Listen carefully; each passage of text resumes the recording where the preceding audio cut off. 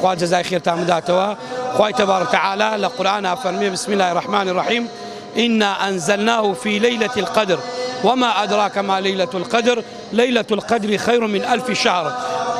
شوي قدر شوي شرفة شوي سربرزية شوي قدر حرمته خواي قورا ريزي لناوة قدري لناوة وأوي أوشى دابن شي عبادتك دعابك طاعتك. من قام رمضان من قام ليلة القدر إيمانا واحتسابا غفر له ما تقدم من ذنبه.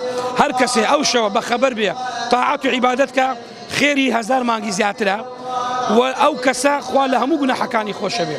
بۆیە شەوێکی پیرۆزە بایەخی پێ بدەن لەدەست خۆتانی مەدەن خوا لە هەموو لایەکی قبولکە.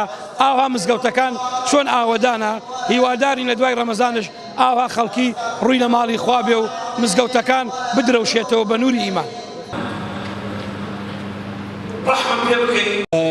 گەورەی ڕۆژی ئەم شەوی 27 لەیلەتول قەدر گەورەی ئەو ڕۆژەوەیەکەوە قورئانی پیرۆز تێدا دابەزێ خوارکە کەلامی خوددایە و وەروە ئەم شەو ئەو شتێکەوە خاڵیە لە خراپەکاریەکان لەبەر هەموو خراپەی تێدا کەم و خێر و خۆشی و شادی تێدا زۆرترە و خێرەکەی لای خودای گەورە پاداشتەکە ئێوە شەکەوە لە 1000 ساڵ زیاتر 1000 شەهر زیاترە و خێرەکە 4 ساڵ و 4 مانگ زیاترە خێرەکەی وەروە ئەم شەوەشکەوە بێتە هۆی لێ خۆشبوونی تاوانەکان لە بەندەکان و وەرا لە زۆربەی مزگەوتەکان هەموو مسلمانەکانی جیهان ئەم دەشەوەی ئەخێردا ئەنیشن بۆ ئەوی خودای گەورە لێیان خۆش بێت و لە گوناحەکانیان خۆش بێت و وەروە ئەم دەشەوەش ئینشاڵڵا شەوی 27 دەبێتە خێر و خۆشی بۆ مولایەک دەبێتەوەی ئاشتەواییش و ئینشاڵڵا خودای گەورە شارەکەشمان دەپارێزێت و هەموومان سەلامەت دەبین.